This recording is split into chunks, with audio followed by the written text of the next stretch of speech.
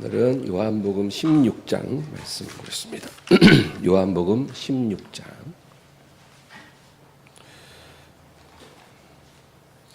20절에서 22절 다 같이 읽겠습니다. 내가 진실로 진실로 너희에게 이르노니 너희는 곡하고 애통하겠으나 세상은 기뻐하리라. 너희는 근심하겠으나 너희 근심이 도리어 기쁨이 되리라. 여자가 해산하게 되면 그때가 이르렀으므로 근심하나 아기를 낳으면 세상에 사람 난 기쁨으로 말미암아 그 고통을 다시 기억하지 아니하느니라.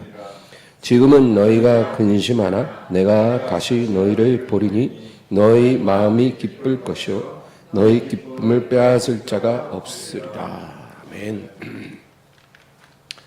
오늘 저는 애통이 왜 복이 되는가라는 제목으로 말씀을 나누려고 합니다. 오늘의 주제는 애통입니다. 애통. 애통이라는 말은 아프게 슬퍼하는 것입니다. 말 그대로 그냥 슬픔이 아니고 너무 슬퍼서 고통이 되는 거죠. 우리말에 가슴이 찢어진다 그렇게 말하잖아요. 가슴이 찢어진다. 정말 슬픔이 고통이 되는 그런 감정입니다. 이 애통이라는 것은 예수님의 팔복 중에 두 번째 복이죠. 여러분 이 팔복을 지난 주일날 우리가 첫 번째 그리고 여덟 번째 복을 나눴는데 이 복의 순서도 굉장히 중요합니다. 첫 번째 복을 받고 그 다음 두 번째 복으로 나아가는 거죠. 그냥 갑자기 건너뛰어서 뒤로 가는 게 아니라는 겁니다. 그래서 지난번에 우리 주일날 심령이 가난한 자는 복이 있다 그랬잖아요. 복으로 우리가 나아갈 때 제일 먼저 우리에게 필요한 것이 가난한 심령이다. 이 가난한 심령이 뭐냐?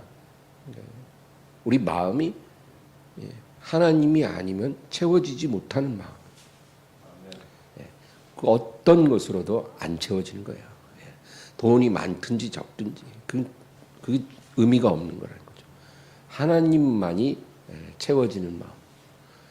이 마음을 가진 것이 바로 가난한 심령. 천국을 얻게 되리라. 그렇게 해서 이제 천국을 소유한 사람에게 필요한 두 번째 복이 애통하는 복입니다. 그래서 이 애통하는 자는 복이 있나니 위로를 받으리라. 주님이 그렇게 말씀하셨거든요. 근데 오늘 우리가 읽은 이 본문은 같은 맥락에서 연결되는 예수님의 말씀인 거예요. 우리 20절을 다 같이 읽겠습니다. 다 같이요. 내가 진실로 진실로 너희에게 이르노니 너희는 곡하고 애통하겠으나 세상은 기뻐하리라. 너희는 근심하겠으나 너희 근심이 도리어 기쁨이 되리라. 여기서 예수님 말씀을 가만히 보세요. 내가 진실로 진실로 너희에게 이르노라. 그러니까 예수님이 이렇게 진실로를 반복해서 할 때는 진짜 확정적으로 중요하다 그 말이에요. 그러니까 우리가 아주 눈여겨봐야 되는 거죠. 근데 뭐라 그러세요? 너희는 곡하고 애통하겠으나 세상은 기뻐하리라. 그러니까 장차 너희에게 통곡하고 애통하는 그런 상황이 오겠지만 그때 세상은 기뻐할 것이다. 그렇게 주님이 말씀하신 거예요.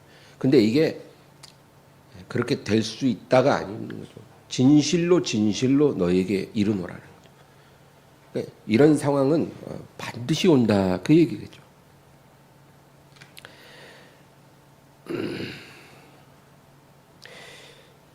하나님의 자녀가 이 세상에서 반드시 받아야 될 축복이 이 애통하게 되는 축복이에요. 이 팔복 중에 네 가지는요, 복이라고 생각하지 않았던 복이거든요. 그게 뭐예요? 애통하고, 그렇죠? 가난하고, 줄이고 목마르고, 박해받고 이런 것들. 이런 복은 우리가 복이라고 생각하지 않았던 건데 오늘 주님은 그 복이 너에게 반드시 필요하다는 거죠. 심령이 가난해야 되고 그 다음에 너희가 애통해야만 한다. 그겁니다.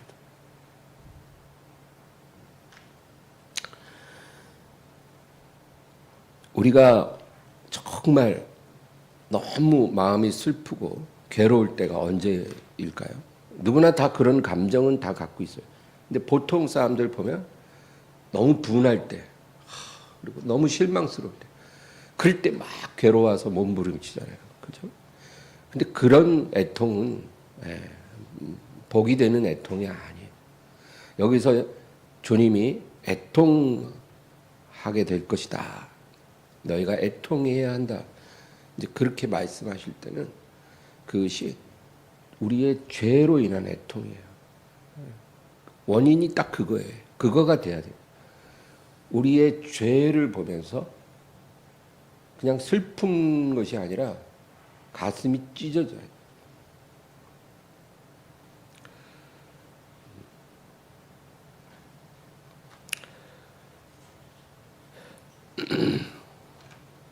유리장에 손.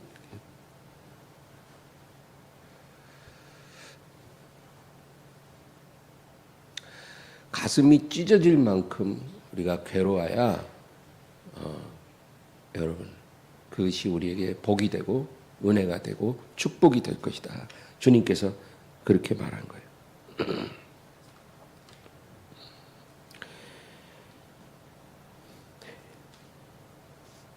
그런데 오늘 이 본문의 뒷부분에 보면 너희는 근심하겠으나 너희 근심이 도리어 기쁨이 되리라 그랬거든요. 그러니까 이러한 애통을 우리에게 찾아온 다음에 이러한 애통과 근심 후에 우리에게 하나님이 주시는 기쁨이 임할 거다. 하나님의 위로가 주어진다. 그러니까 팔복 중에 두 번째 복과 같은 의미예요. 애통하는 자는 복이 있나니 저희가 위로를 받으리라. 근데 여기서는 너희가 근심하겠으나 곡하고 애통하겠으나 너희 근심이 도리어 기쁨이 되리라. 그렇게 말씀. 여러분 우리가 죄 때문에 괴로운 것은 축복입니다. 그게 없으면 그게 재앙이에요. 우리가 교회를 다니고 예수님을 믿고 하나님을 섬긴다고 하면서 정말 10년, 20년을 그렇게 신앙생활을 하면서도 한 번도 죄 때문에 애통해 본 적이 없는 사람이 너무 많아요.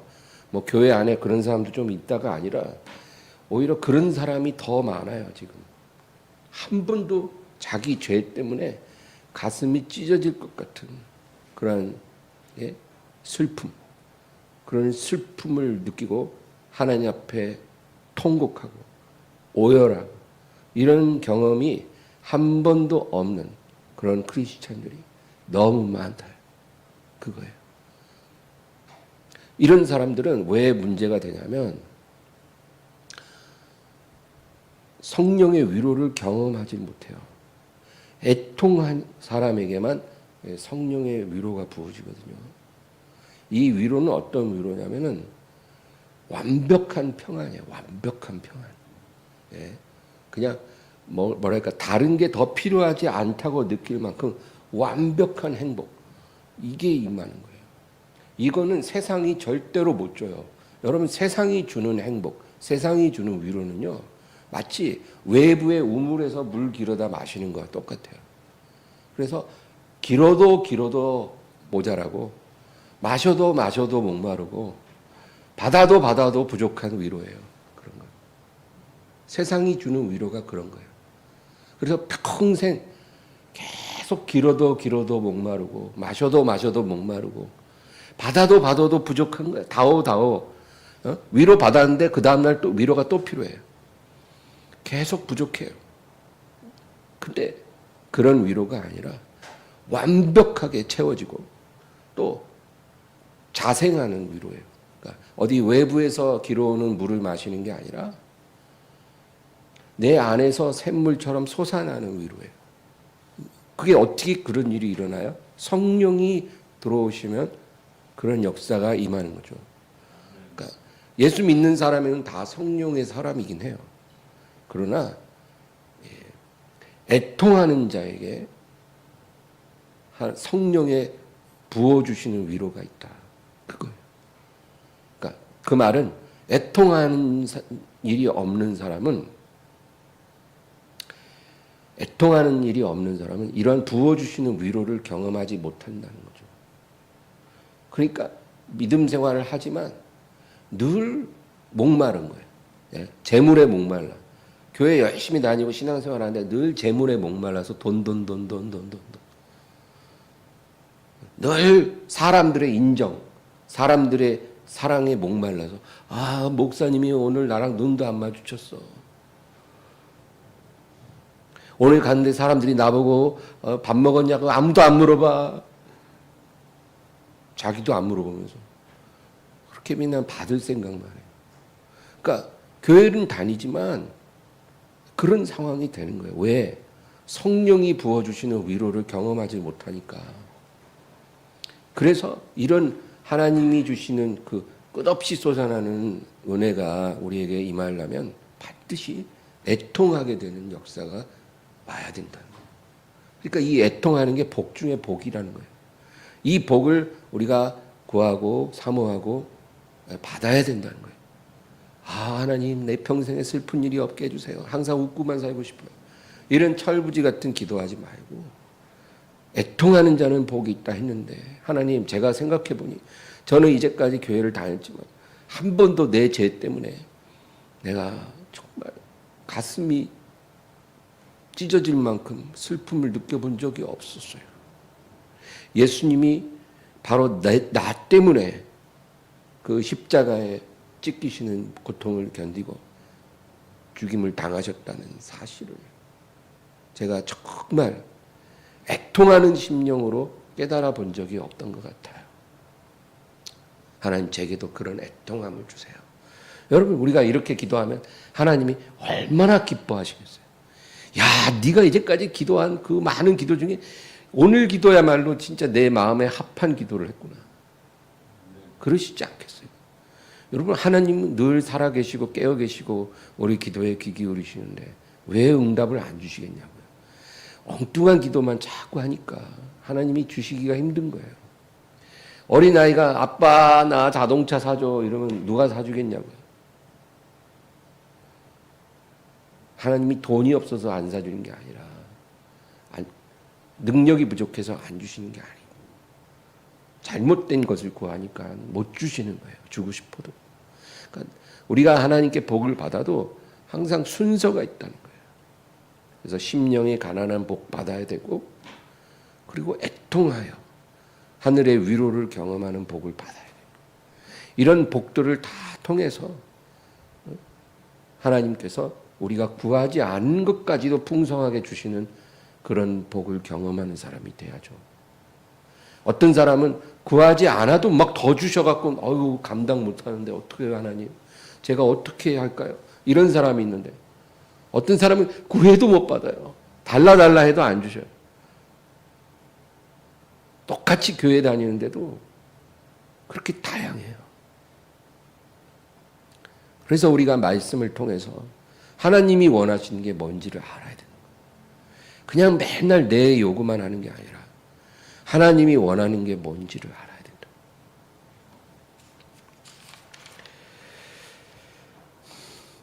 하나님 자녀가 이 애통의 은혜를 경험하지 않으면요, 이 사람은 예수님을 진정으로 알고 있지 못한 거예요.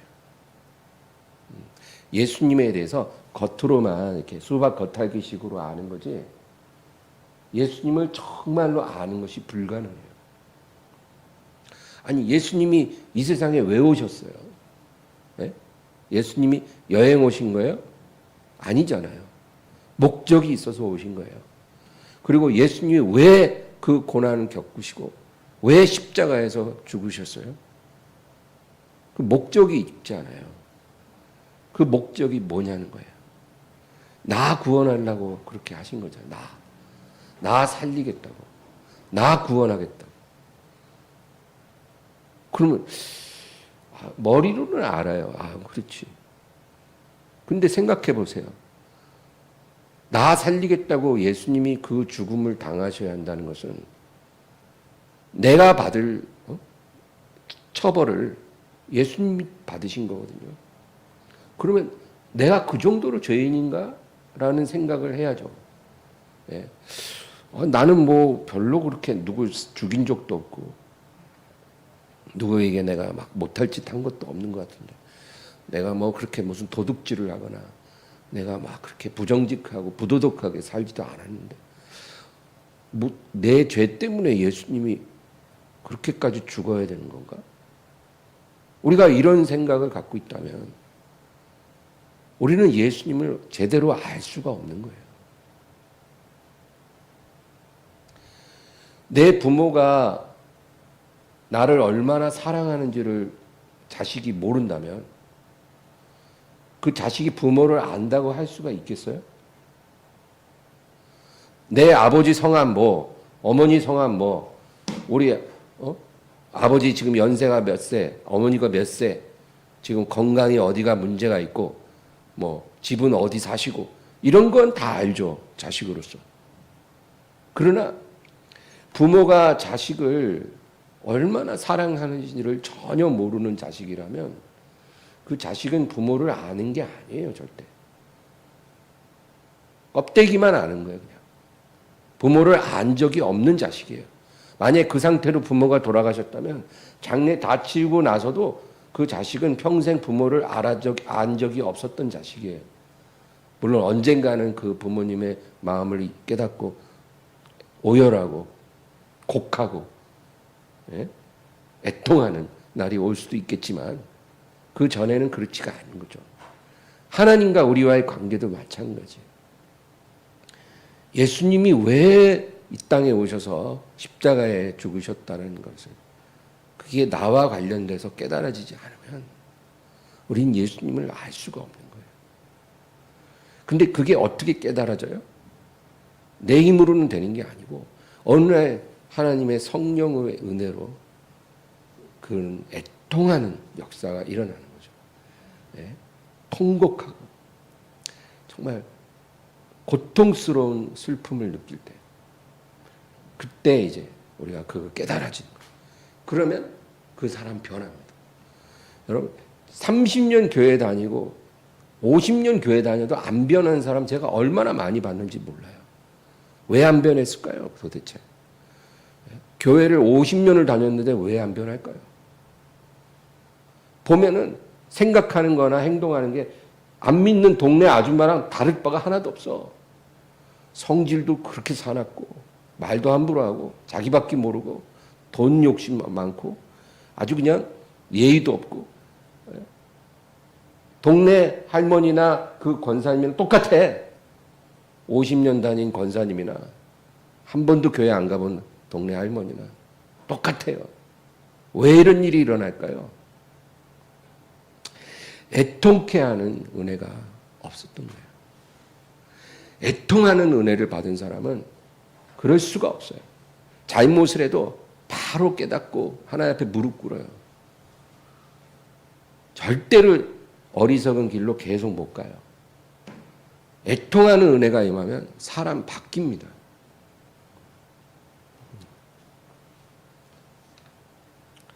스가랴 12장 10절 11절 읽겠습니다. 내가 다윗의 집과 예루살렘 주민에게 은총과 간구하는 심령을 부어주리니 그들이 그 찌른 바 그를 바라보고 그를 위하여 애통하기를 독자를 위하여 애통하듯 하며 그를 위하여 통곡하기를 장자를 위하여 통곡하듯 하리로다. 그날에 예루살렘에 큰 애통이 있으리니 무깃도 골짜기 하다 드림몬에 있던 애통과 같을 것이라. 이 스가랴의 말씀은 굉장히 예언적인 말씀이죠. 왜냐하면 마지막 때에 일어날 일을 이 스가랴가 예언으로 말한 거예요. 아마 본인도 이 예언 말씀이 의미를 모를 거라고 봐요. 성령의 감동으로 예언을 한 거니까. 이게 무슨 말이냐면 하나님께서 마지막 날에 이스라엘 사람들에게 은총과 간구하는 심령을 부어주리니 그들이 그 찌른 바 그를 바라보고 그를 위하여 애통하기를 독자를 위하여 애통하듯 하며 그를 위하여 통곡하기를 장자를 위하여 통곡하듯 하리로다. 지금 이스라엘 유대인들은 예수님을 아직도 영접하지 않아요. 극소수만 믿어요. 메시아닉 주라고 해서 극소수만 예수님을 믿지 대부분은 예수님을 아직도 안 믿어요. 기독교가 그렇게 왕성한데도 유대인들은 얼마나 고집이 센지 아직도 예수님을 예언된 메시아라고 인정을 하지 않는다는 거죠. 그러나 마지막 날에 하나님의 은총이 임한다는 거예요. 그 은총이 어떤 은총이냐면 애통하는 은총이에요. 그래서 그 성령의 은혜가 임해서 그 찌른 바 그를 바라보고 그를 위하여 애통하기를 독자를 위하여 애통하듯 하며, 그러니까 마치 아버지가 자기 외아들을 실수로 죽였어. 여러분 얼마 전에 그런 사고 있었죠. 어떤 할머니가 이렇게 뭐 운전을 하는데 갑자기 급발진을 했는지 차가 막 뭐 손주를 치어서 죽였다든지 뭐 그런 식으로 사고가 일어난 거예요. 그래서 아버지가 실수로 자기 외아들을 죽였어요. 그러면 그 죽은 아들의 시신을 부둥켜 안고 어떻게 할 것 같아요? 진짜 그게 애통이에요. 가슴이 찢어지는 슬픔이에요. 인간이 감당할 그런 슬픔을 넘어서는 슬픔이에요. 그 오열하고 막 정신을 잃을 정도로 몸을 막 떨면서 막 그렇게 애통하는 거죠. 어떻게 이런 일이 일어날 수가 있는가? 마지막 날에 하나님이 성령을 부어주심으로 자기들이 십자가에 못 박아 찌른 예수님을 알게 되고 그렇게 애통하는 그러한 일들이 일어난다는 거죠. 여러분 그게 부흥이에요. 그게 부흥은 어떤 사람이 많이 모이게 되는 그런 게 부흥이 아니에요.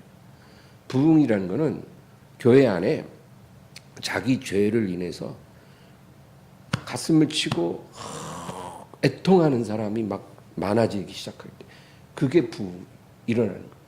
근데 이런 거 사람이 만들어낼 수가 없어요. 성령님만 그렇게 하실 수 있어요. 힘으로 능으로 안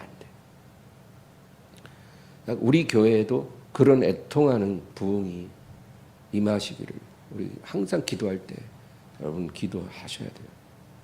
우리 교회뿐 아니라 모든 교회에 그런 일이 일어나기를 우리 기도해야 됩니다. 그건 하나님만이 하시는 일이에요. 오늘날에 그런 부흥이 없어요. 그렇게 자기 죄로 인해서 애통하는 사람이 교회에 거의 보여지지 않아요. 교회에 오래 다닌 사람들도 그랬던 기억이 언제였나 이래요. 옛날에 20년 전에 내가 그랬던 적이 있었지. 그러면 안 된다는 거예요. 이 애통이라는 거는 구원 받을 때만 필요한 게 아니에요. 우리가 일평생 하나님을 섬길 때 이런 일이 자주 일어날수록 좋아요. 이런 일이 자주 일어나서 자기 죄를 슬퍼하고 나로 인해서 내가 하나님의 아들 예수님을 매일 못 받고 살고 있었구나. 내가 로마 군인들이 2000년 전에 예수님을 못 박은 게 아니라 내가 내 인생에서 수도 없이 예수님을 또 못 받고 또 못 받고 또 못 받고 내가 그렇게 살아왔으면서도 그걸 못 깨닫고 내가 지금까지 왔구나. 이게 깨달아지는 은혜가 우리에게 임해야 돼요. 목사에게도 임해야 되고요. 모든 사람 다 동일해요. 그리고 이런 은혜가 자주 있을수록 좋아요. 왜? 우리가 변화되거든요. 이런 은혜만이 사람을 바꿔요. 사람 안 바뀐다 그러잖아요. 틀린 말은 아니에요. 절대 안 바뀌죠. 그런데 오직 한 가지 경우에는 가능해요. 사람으로는 할 수 없으나 하나님께서는 모든 것을 하실 수 있느니라 그랬거든요. 예, 그러니까 이런 애통하는 은혜가 임하면 사람 변한다는 거예요. 그렇게 안 바뀌던 사람이 변해요. 여러분 자녀들 때문에 기도하잖아요. 우리 자녀들이 얼마나 말 안 들어요. 그렇죠? 예. 근데 아무리 부모가 타이르고 야단치고 해도 안 변하잖아요. 그렇게 우리 기도하지만 잘 안 변하잖아요. 근데 여러분 포기하지 마세요. 하나님이 이제 우리 기도에 응답을 해주시면 성령의 애통케 하는 역사로 하루아침에 그가 막 깨어지고 자기 죄로 인해서 애통하며 통곡하는 날이 오는 거예요. 그러면 그때부터 그 자식이 변화되기 시작합니다. 여러분 그런 날이 올 거를 믿으시기 바라요. 믿어야 돼요. 믿음이 없이는 기쁘시게 못합니다. 의심하는 자는 이미 받을 생각도 하지 말라고 야고보서에도 그래요. 믿고 포기하지 말고 기도해야 되는 것입니다.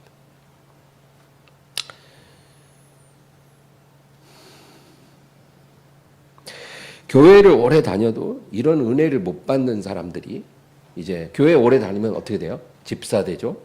권사 되죠? 안수 집사 되죠? 장로 되고 심지어는 목사도 되고.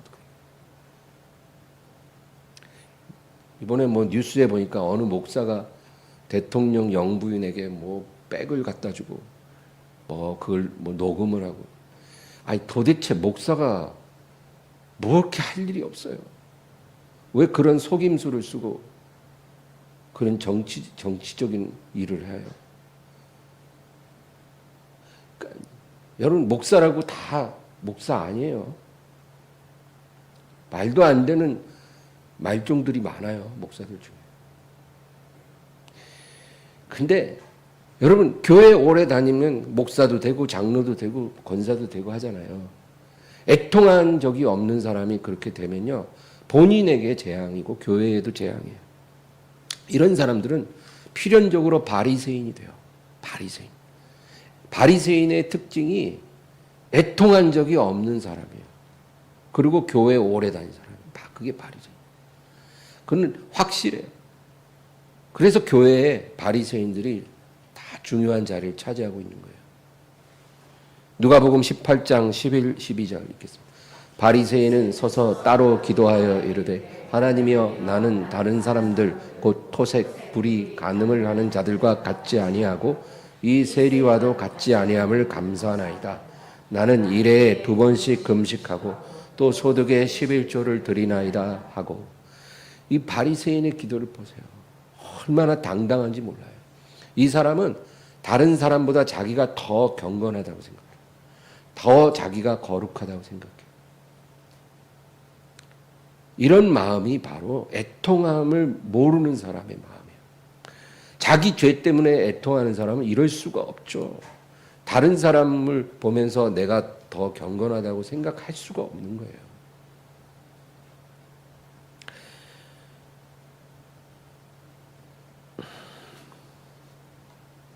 요한복음 14장 27절 읽겠습니다. 평안을 너희에게 끼치노니 곧 나의 평안을 너희에게 주노라. 내가 너희에게 주는 것은 세상이 주는 것과 같지 아니하니라. 너희는 마음에 근심하지도 말고 두려워하지도 말라. 이게 애통하는 자에게 하나님이 주시는 위로 평안입니다. 완벽한 평안. 아까 얘기한 것처럼 마셔도 목마르는 물이 아니고 그 속에서 계속 솟구치는 그런 생수예요.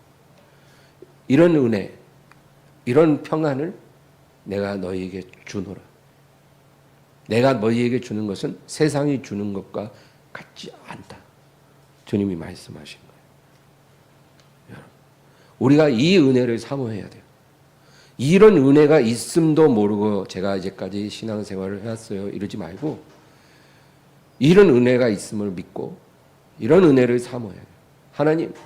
하나님의 위로를 받아서 세상이 주는 어떤 그런 허접한 위로로 내가 더 이상 그런 것들을 구하지 않게 해주세요. 예수를 믿는다고 하지만 재물에 대한 갈증이 말도 못해요. 돈이 더 있어야 되는데. 성공에 대한 갈증, 남편 사랑에 대한 갈증.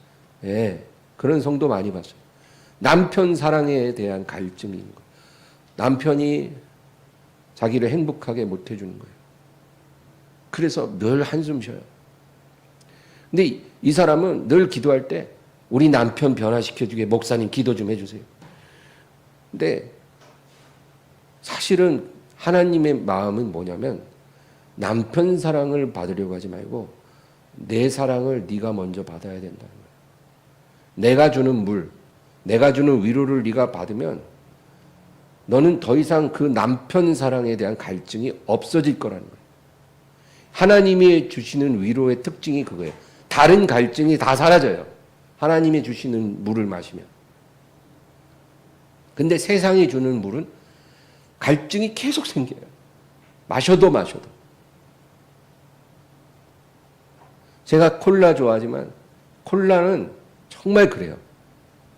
제가 저녁에 교회 기도하러 오면 이렇게 목이 말라요. 그러면 이제 냉장고를 열면 생수가 있고 콜라가 있어요. 생수를 마셔야 이 배가 좀 들어가는데 콜라가 땡기는 거예요. 짜릿짜릿한 콜라를 쫙 들이키고 기도를 해야 되겠다. 그러면 콜라를 착 까서 마셔요. 아, 시원하다. 그리고 역시 콜라야 이러면서 기도를 해요. 기도하다가 한 15분 하다 다시 가서 물 마셔. 금방 목말라요. 뭔가가 이게 갈증이 마실 땐 너무 좋은데 진짜 15분 뒤에 또 물을 마셔서 그 갈증을 해소해야 돼요. 세상이 주는 위로가 그래요.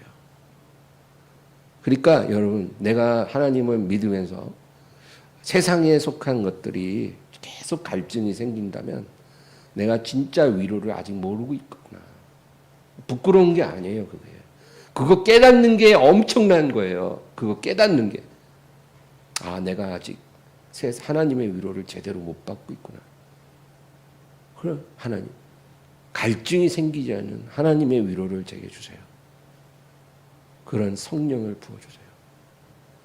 제가 맨날 나보다 좋은 옷 입고 명품 가방 들고 좋은 집에 사는 사람들 부러워하고, 나보다 돈 많이 버는, 연봉 나보다 몇 배나 많이 버는 사람 부러워하고, 나보다 행복해 보이는 사람 부러워하고, 내가 이제까지 그랬는데 제가 하나님의 위로를 몰라서 그래요. 하나님의 위로를 받아서 그런 갈증이 싹 사라지고 마음이 꽉 채워지게 해주세요. 여러분, 그런 기도 해야 된다는 거예요. 하나님 그런 기도를 기뻐하셔요. 다 필요 없어요. 예수님만 필요해요. 그 위로만 받고 싶어요. 주여 도와주소서. 이렇게 기도하는 사람을 찾고 계신 거예요. 하나님은. 심령이 가난한 사람이죠.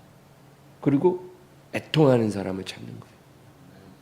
그 위로를 주시리라 말씀하신 거죠. 요한복음 4장 13, 14절입니다. 예수께서 대답하여 이르시되 이 물을 마시는 자마다 다시 목마르려니와 내가 주는 물을 마시는 자는 영원히 목마르지 아니하리니 내가 주는 물은 그 속에서 영생하도록 솟아나는 샘물이 되리라. 아멘. 여러분, 근데 우리가 오늘 또 기억해야 될 게, 내가 어떤 잘못을 저질렀을 때 우리가 그거를 깨닫고 이제 뉘우치잖아요. 그렇죠? 예, 반성합니다. 근데 이렇게 죄를, 어떤 잘못을 반성하는 거하고 그 다음에 죄를 애통해하는 거는 달라요. 다릅니다. 우리가 그걸 헷갈리면 안 돼요. 우리가 잘못을 깨닫고 반성하는 것도 물론 필요해요. 근데 이렇게 죄를 반성하는 건요, 그 잘못을 다시 안 저지르게는 할 수 있을지 몰라도 당분간은, 그러나 그 사람을 바꾸진 못해요. 그 잘못을, 똑같은 잘못을 안 저지르게 할 수는 있어도 사람이 바뀌지는 않는 거예요. 사람은 그대로예요. 예, 여러분, 만약에 어떤 집안에 아들이 있어요. 아들이 있는데 맨날 나가서 친구들이랑 술 마셔요. 술 마셔. 그만 마셔 이놈아. 공부해야지. 그래도 맨날 친구들하고 술만 마셔. 그런데 이제 하루는 이제 완전히 술 마시고 사고를 크게 쳤어요. 부모가 이제 막 속이 너무 상한 거예요. 이놈 새끼. 응? 내가 너 술 마시지 말라고 내가 그렇게나 말했건만 네가 이런 사고를 기어이 치는구나 이놈 자식. 그러니까 아버지, 아유 제가 실수했어요. 이제 안 그럴게요. 이러겠죠. 네, 정상적인 자식이면. 그러면 그거는 죄를 뉘우치는 거예요. 그러면 그런 뉘우침을 통해서 똑같은 실수를 다음에 안 할 수는 있죠. 그러나 그 아들이 변화되는 건 아니에요. 근데 아들이 언제 변화되냐면 어느 날 갑자기 하나님이 그 아들의 영을 탁 때리면 어떤 은혜가 들어오냐면 이제까지 이렇게 말 안 듣는 나를 보면서 우리 아빠 엄마 얼마나 마음이 힘드셨을까. 얼마나 기도하며 정말 마음이 힘드셨을까. 그게 깨달아진 거야. 자기가 어떤 행동을 잘못하고 안 하고 이게 중요한 게 아니고 나를 바라보는 부모님의 마음이 어떠셨을까. 내가 이렇게 말도 지지리도 안 듣고 맨날 사고만 치는데 나는 그래도 그냥 그 다음날 잠자고 일어나면 또 아무렇지도 않은데 또 그냥 그렇게 생활하고 또 반복하고 또 반복하고 이렇게 살아왔는데 나를 바라보는 우리 아빠 엄마의 마음이 얼마나 힘드셨을까. 그게 깨달아지는 거예요. 어느 날 갑자기. 네. 그러면 어떻게 돼요? 이제 부모님한테 그러겠죠. 아버지 어머니 죄송해요. 뭐가 이놈 자식이 미쳤나. 갑자기 무슨 소리야. 제가 이제까지 참 불효를 많이 한 것 같아요. 이제 정신 차리겠습니다. 뭐 이런 식으로 어느 날 나오면 부모가 깜짝 놀라겠죠. 이게 뭔 조화야. 우리 아들이 저럴 놈이 아닌데 이놈이 또 돈 달라고 저러나. 근데 아닌 거예요. 진짜 그날부터 애가 달라졌어요. 그게 그런 은혜가 바로 애통하는 은혜. 애통하는 은혜를 받아야 사람이 변하는 거. 영적으로도 똑같다. 그 말이죠. 이 탕자 이야기예요, 여러분. 보시면. 누가복음 15장 18, 19절 읽겠습니다. 내가 일어나 아버지께 가서 이르기를 아버지 내가 하늘과 아버지께 죄를 지었사오니 지금부터는 아버지의 아들이라 일컬음을 감당하지 못하겠나이다. 나를 품꾼의 하나로 보소서 하리라 하고. 그렇죠? 이 아들이요. 스스로 독백하는 말인데 이제 내가 아버지께 돌아가리라.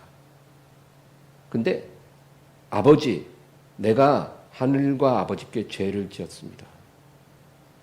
그래서 앞으로는 나를 아들이라고 부르지 마세요. 그냥 나를 아버지 밑에서 삭슬 받고 일하는 품꾼 하나로 그냥 봐주세요. 이렇게 하겠다는 거예요. 여러분 이 둘째 아들은요. 그냥 뉘우친 게 아닌 거예요. 지금 애통하는 은혜가 임한 거예요. 돼지치다가 만약에 이 아들이 애통하는 은혜를 못 받았으면 이런 식으로 말 안 해요. 아버지한테 그냥 가서 아버지 제가 투자를 잘못해갖고 참 좀 힘들어졌네요. 이해 좀 해주시고 어떻게 다시 좀 기회를 한 번 더 주시면 안 되겠습니까? 뭐 이렇게 나오겠죠. 그러면 아버지가 아들이니까 때려 죽일 수도 없고 근데 아들이 아직 안 변한 거예요. 아직 안 변한 거예요. 그런 아들은. 근데 이 아들은 애통하는 은혜를 받은 거예요. 그러니까 하늘과 아버지께 죄를 범했다. 내가 하나님 앞에 죄인 됐다. 그 말이에요. 아버지 돈을 날려먹은 것인데 겉으로는. 근데 하나님 앞에 죄를 범한 죄인입니다. 그리고 나는 아들이 아니라는 거예요. 그냥 품꾼의 하나로 봐달라. 이렇게 애통하니까 어떻게 돼요? 아버지가 탁 끌어안는 거예요. 아니라는 거죠. 이게 하나님의 위로예요. 하나님의 위로. 하나님은 애통하는 자를 끌어안고 위로해 주시지만 그냥 아유 제가 뭐 좀 잘못했는데 이해 좀 해주시고요. 그리고 기회 한 번 더 주시기를 간절히 원하나이다. 이런 사람은 너는 고생 좀 더 해라. 너는 너로 인해서 내 마음이 어떠했는지를 전혀 이해하지 못하는 아직 철부지 자식이니까 너는 아직은 고생을 좀 더 해야 되겠다. 이러시는 거죠. 여러분, 애통이라는 것은 내가 저지른 잘못을 깨닫는 것을 넘어서 나로 인해서 얼마나 괴로워하셨을 하나님, 나로 인해서 십자가의 고통당하신 예수님, 그 마음을 우리가 이해하는 것, 깨닫는 것, 그게 진짜 애통. 오늘 본문 요한복음 16장 21, 22절 읽겠습니다. 여자가 해산하게 되면 그때가 이르렀으므로 근심하나 아기를 낳으면 세상에 사람 난 기쁨으로 말미암아 그 고통을 다시 기억하지 아니하느니라. 지금은 너희가 근심하나 내가 다시 너희를 보리니 너희 마음이 기쁠 것이요 너희 기쁨을 빼앗을 자가 없으리라. 예수님의 이 말씀은 뭐냐면 우리 크리스찬은 아기를 잉태한 여인과 같다는 거예요. 아기를 잉태한 여인. 우리는 예수님을 딱 믿는 순간 우리 안에 예수님을 받아들인 사람이에요. 이게 마치 아기를 잉태한 여인과 같다는 거죠. 그러면 잉태한 아기가 어떻게 돼요? 그냥 그대로 영원히 가는 게 아니라 뱃속에서 점점 자라요. 예? 자라서 이제 해산일이 가까우는 거예요. 해산. 배가 빵빵해지고 해산일이 가까워져요. 그러면 마음에 저는 경험이 없어서 모르지만 이 성경 말씀을 갖고만 얘기하면 해산일이 가까울수록 그건 피할 수 없는 숙명이죠. 근데 그 해산일이 다가올수록 마음에 두려움도 있고 근심이 온다는 거예요. 어떡하지? 여자 마음에 그렇다는 거예요. 그러나 그 피할 수 없는 숙명을 받아들이고 해산을 잘하면 세상에 사람 난 기쁨으로 말미암아 그 고통을 기억하지 않는 것처럼 비유예요. 너희가 나를 믿고 나를 너희 안에 영접하고 잉태했으면 너희 안에 하나님의 역사가 성령을 따라 점점 커져가는 거죠. 커져가다가 이제 해산일이 다가온다는 거예요. 그 해산이 뭐냐? 바로 애통케 함으로 사람이 확 바뀌는 은혜를 말하는 거예요. 여기서는. 네? 내 안에 너희 안에 내 역사가 점점 자라다가 이제 해산일에 성령의 역사로 폭발하면 그때 그날이 이르기까지 너희 마음에 근심이 있었지만 이제 너희 마음이 기쁠 것이요 너희 기쁨을 빼앗을 자가 없으리라. 여러분, 죄로 인해서 애통하는 것은 축복이에요. 그 축복을 통해서 우리는 해산하고 우리 기쁨이 충만해진다. 하나님이 말씀하신 거예요. 아까 앞에 앞절 20절 읽겠습니다. 내가 진실로 너희에게 이르노니 너희는 곡하고 애통하겠으나 세상은 기뻐하고 너희는 근심하겠으나 너희 근심이 도리어 기쁨이 되리라. 아멘. 마지막으로 야고보서 4장 9절 10절 읽고 마치겠습니다. 슬퍼하며 애통하며 울지어다. 너희 웃음을 애통으로 너희 즐거움을 근심으로 바꿀지어다. 주 앞에서 낮추라. 그리하면 주께서 너희를 높이시리라. 예. 여러분, 우린 물론 우리를 사랑하시고 구원하신 하나님의 은혜를 생각하면서 매일 감사하고, 그렇죠? 또 매일 기뻐하고 그렇게 사는 게 맞아요. 성령이 주시는 기쁨이 우리에게 있어야 되죠. 그러나 또 한편으로는 우리에게 꼭 있어야 될 축복이 애통하는 축복이에요. 성령으로 말미암아 우리의 죄와 연약함을 보며 우리로 인해서 힘들어하시는 하나님의 마음을 깨달으면서 애통하는 은혜도 필요해요. 이런 자가 복이 있나니 저희가 위로를 받으리라. 여러분, 이 은혜도 사모하시기 바라요. 매일매일 정말 나의 연약함을 보면서 애통해하면서 가슴이 미어지는, 찢어지는 그런 슬픔을 느끼면서 하나님께 기도하는 사람, 이런 사람 하나님이 복 주시지 않으면 누구에게 복을 주시겠어요? 저와 여러분이 그런 사람이 되기를 주의 이름으로 축원합니다. 하나님 아버지 감사합니다. 주님께 영광 돌리게 하소서. 오늘도 말씀 기억하면서 하나님께 나아갑니다. 주님, 애통하는 사람이 복이 있다 했습니다. 주여, 이것은 내 힘으로 되는 것은 아닙니다. 그러나 우리가 이 은혜를 알고 사모하오니 성령님 역사하여 주시옵소서. 그래서 우리 안에 착한 일을 시작하시니까 그리스도 예수의 날까지 온전히 이룰 것을 우리가 믿고 주여 이러한 은혜로 말미암아 우리가 변화되게 하여 주시옵소서. 믿사옵고 예수님의 이름으로 기도합니다.